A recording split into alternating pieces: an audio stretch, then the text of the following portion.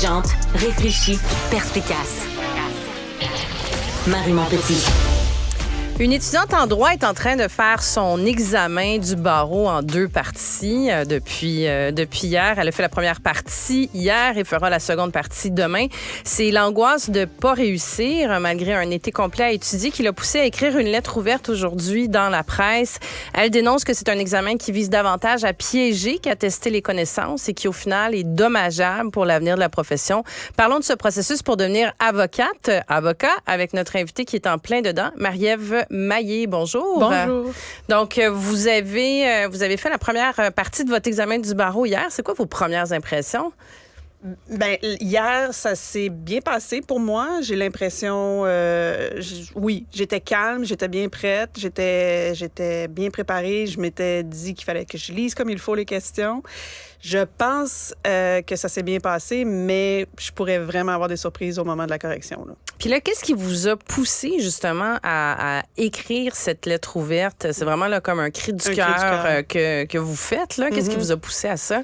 C'est que après avoir fini ma révision la semaine passée, j'ai voulu faire des examens de pratique comme il en existe là, et qui circulent entre les étudiants. Et j'ai fait un examen en 1h30, 2 heures, environ une vingtaine de questions. J'étais relativement satisfaite. J'avais l'impression d'avoir bien performé. Puis quand j'ai corrigé mon examen, j'avais 6 sur 20. Oh, OK. Et là, ça m'a complètement démotivée. Là. À 2 jours de l'examen, à 3 jours d'examen, je pouvais pas concevoir qu'après avoir passé tant de temps à étudier, après un bac complet en droit, parce que c'est ça la réalité, c'est que je viens de terminer mes études en droit de 3 ans. Puis là, j'ai passé l'été à me préparer et là, je fais les examens hier et aujourd'hui. À mon avis, c'est pas concevable que je ne puisse pas réussir l'examen. Vous n'êtes pas au début de vos études non plus. Là. Vous avez un doctorat en communication oui. avec lequel vous avez obtenu la mention excellence, là, oui. ce qui est quand même pas rien, ni en termes d'études, ni en termes de résultats. Vous avez publié des livres. Vous enseignez aussi à l'UQAM puis à l'Université de Sherbrooke comme chargé de cours. Je pense qu'on peut dire et affirmer que vous êtes quelqu'un qui est habitué avec les études. Oui, absolument. C'est ça. Puis d'apprendre de façon autonome. Je suis quelqu'un qui est quand même assez à l'aise avec ça.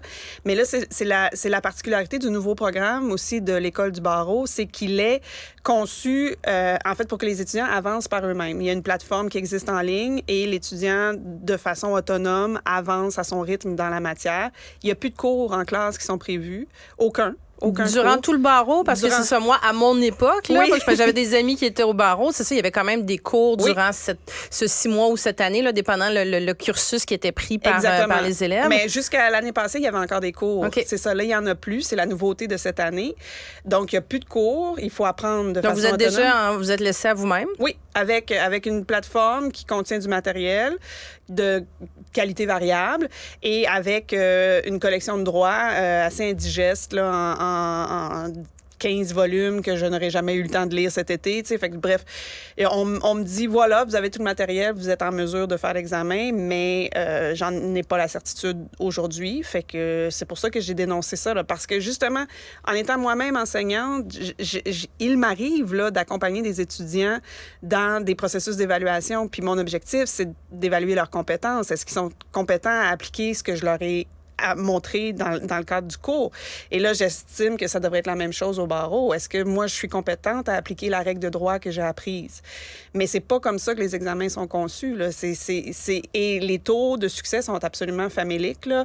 À la dernière, au projet pilote de la nouvelle mouture de l'école, les résultats étaient de environ 35% des gens qui ont réussi au premier tour. Et avec la deuxième tentative, ça montait à 65. Mais c'est pas beaucoup, 65% des gens qui réussissent après 2 examens.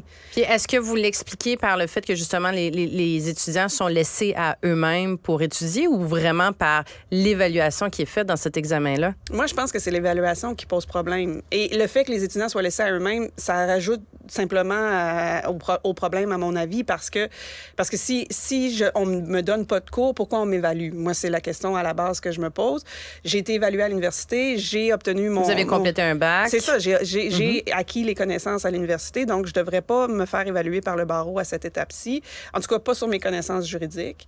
C'est ça, mais je pense que l'examen est mal conçu parce que même avant qu'il le réforme, l'examen, les gens, des étudiants qui étaient très bons, très performants à l'université avaient des notes très moyennes, voire échouaient l'examen du barreau, le passaient avec des notes très, très, très sur la fesse, comme on dit.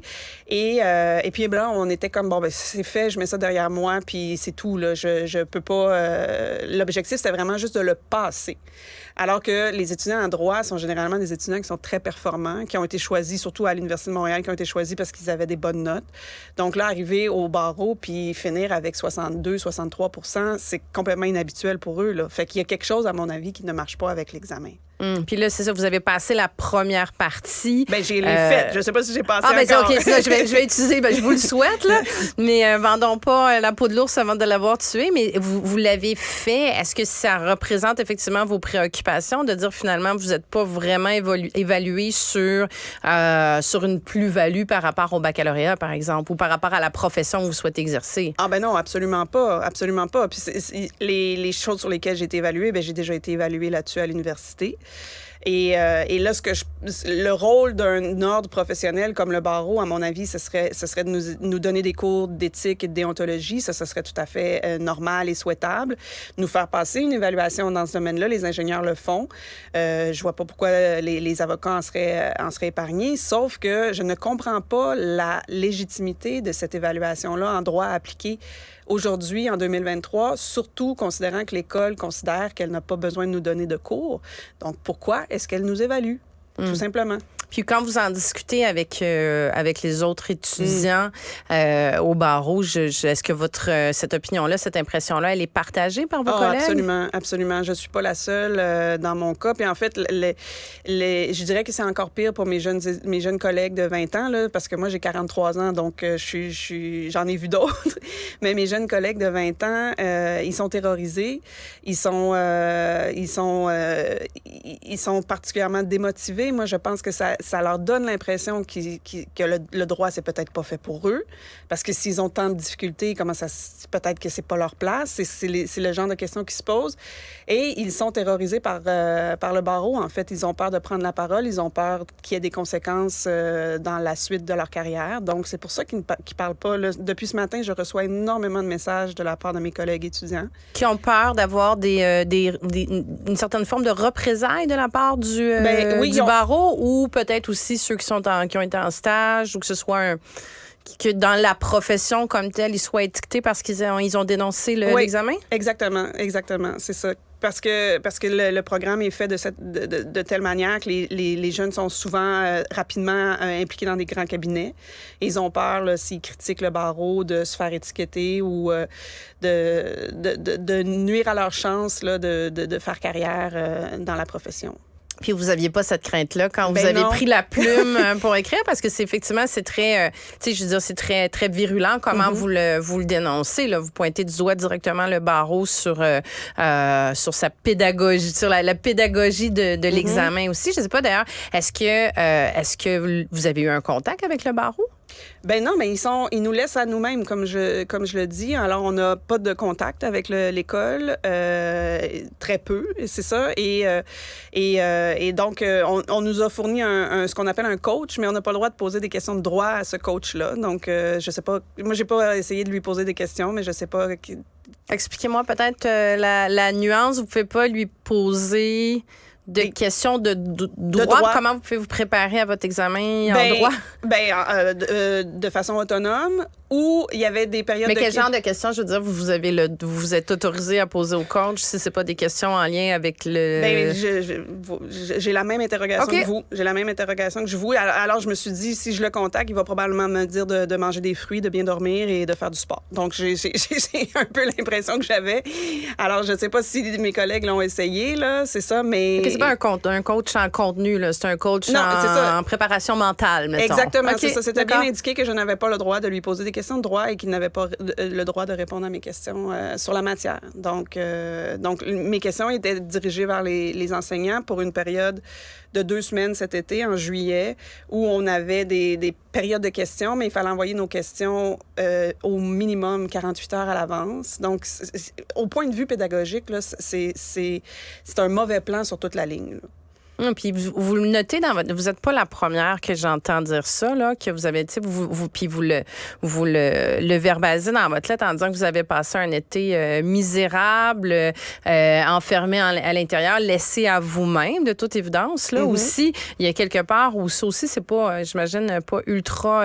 ça crée beaucoup d'anxiété, là, d'être laissé à vous-même comme ça, parce que j'imagine qu'après avoir fait 3 ans de baccalauréat en droit, là, le barreau, c'est vraiment c'est l'entrée vers la profession. Si comme étudiant, vous dites qu'il y en a qui l'échouent 1 fois, qui l'échouent 2 fois, il se passe quoi après? Quelqu'un qui... il y a un maximum de fois, hein, si je me trompe pas aussi. On peut le faire 3 fois, oui. Puis après ça, si on n'a pas réussi la 3e fois, je sais pas ce qui arrive. J'ai pas envie de savoir. Non, mais je vous souhaite pas. Non, c'est ça. Mais puis ce qu'il faut pas oublier aussi, c'est que notre cohorte, nous, on est la cohorte de la pandémie, là. Moi, j'ai commencé mon bac à distance. J'ai fait une grosse année et davantage à distance, tout seul chez moi, à apprendre sans avoir l'énergie d'une classe, sans avoir l'énergie des collègues, puis des groupes, les groupes d'études ou la possibilité de m'organiser avec mes collègues.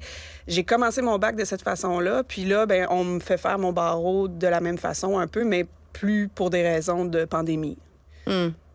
Puis vous citez le directeur de l'école du barreau dans votre lettre ouverte, là, Maître Lamy, mais je vais quand même le noter parce que ce qu'il dit finalement, c'est qu'échouer au premier essai, c'est pas agréable, mais ne pas réussir du premier coup, c'est pas un échec non plus. Oui, mais moi, cette citation-là, elle m'a fait friser les orteils là, quand j'ai lu ça dans le journal au mois de juillet. Là, mais d'abord, je trouve que ça manque énormément d'empathie. Ensuite de ça manque de cohérence parce que ne pas réussir, c'est échouer. Et moi, là, j'ai un bac en droit de 3 ans. Ça fait 3 ans que j'étudie cette matière-là. Et là, je me prépare pendant 2 mois, plus que 2 mois, pour réussir l'examen. Ne pas le réussir du premier coup, ce n'est pas normal. À mon avis, dans des conditions comme celle-là, je devrais être... pas assurée, mais comme relativement confiante de bien performer à cet examen-là. Et là, ça, c'est pas le cas. J'arrive à l'examen en me disant, est-ce qu'il va falloir que je le reprenne? Puis la reprise, ben ça coûte des sous. Non seulement il faut remettre l'énergie, remettre le temps pour étudier à nouveau, mais il faut payer aussi. Et au total, la facture du barreau, ça va me coûter 7 000 $. Alors, j'ai pas envie de repayer pour des étapes que j'ai ratées parce qu'elles ont été conçues pour autre chose que m'évaluer finalement. Par exemple, l'inscription à l'examen vous coûte combien? En fait, là, j'ai payé 4 000 $ pour pouvoir faire ces 2 journées-là d'examen. Oui, c'est ça. 2 750 l'examen et à peu près un peu plus de 1 000 $ de frais connexes et de livres de droit. Et dans le cas d'un étudiant, par exemple, Kéchine, vous me disiez c'est à peine 35 % qui avait réussi la première fois.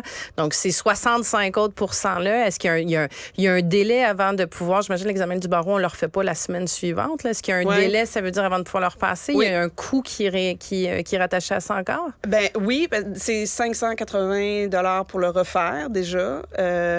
Puis là, on prend du retard dans le reste de la formation. Et là, moi, si j'échoue une des 2 journées ou les 2 journées que je fais cette semaine, ben, je peux les refaire à la fin octobre, début novembre. Mais par contre, j'ai une clinique juridique à faire aussi ensuite à l'automne. Puis là, si je dois refaire mon examen, ma clinique juridique est décalée. Puis ensuite de ça, c'est mon stage de 6 mois dans un cabinet qui est décalé. Donc ça retarde votre entrée sur le marché du travail. C'est ça. Là. Je serai pas assermentée à l'été prochain comme je pourrais l'être là, si tout se passe bien. Je serai assermentée plus peut-être même en 2025. OK. Puis est-ce que vous attendez en terminant, est-ce que vous, tu sais, votre démarche, parce qu'on a vu qu'il y a eu une situation, je veux dire, un peu similaire avec l'Ordre des infirmières, entre autres, là, où il y a eu un pourcentage pour une raison complètement différente. Là, c'est sûr que c'est pas le même type d'examen que le barreau, mais c'est aussi un programme qui a été refait et le taux d'échec a été extrêmement élevé. Puis on a vu justement beaucoup d'étudiantes en soins infirmiers dire, écoutez, ça n'a aucun bon sens. Puis en plus de ça, il y a une pénurie de main-d'œuvre, on en a besoin. L'examen n'est pas du tout adapté à ce qu'on fait au quotidien. Puis l'Ordre, finalement, après avoir manqué un peu d'empathie aussi du premier coup sur la première réponse, a annoncé qu'il ferait une révision. T'sais. Est-ce que c'est l'objectif de votre demande puis de votre démarche, c'est que le barreau du Québec aussi fasse cette réflexion-là et éventuellement réévalue ces examens, les refasse? En fait, moi, mon objectif à long terme, là, ce sera pas pour moi, puis ce sera probablement pas pour les cohortes juste après nous, mais moi, ce serait qu'ils abolissent carrément l'examen de droit appliqué, qui n'a pas sa raison d'être, et qui se contentent de nous enseigner l'éthique, la déontologie, et qui nous évaluent sur ça pour entrer dans l'ordre. Ce serait, à mon avis, la seule évaluation qui devrait rester. C'est ça. Et je l'ai fait. Donc, ça c'est le sens de ma démarche, mais c'est un sens à plus long terme. Puis, à la différence des infirmières, les avocats, il n'y a pas de pénurie d'avocats. On en a plus souvent qu'autrement. On en a plus qu'il nous en faut. Donc, il n'y aura pas de gens qui vont dire, oui, mais là, c'est parce qu'on a absolument besoin de ces avocats-là sur le marché du travail. Donc, diplômez-les au plus vite. Là, on n'est pas du tout dans la même dynamique. C'est ça. Mais je suis pas certain que les infirmières payent 7 000 $ par exemple, pour faire leur examen.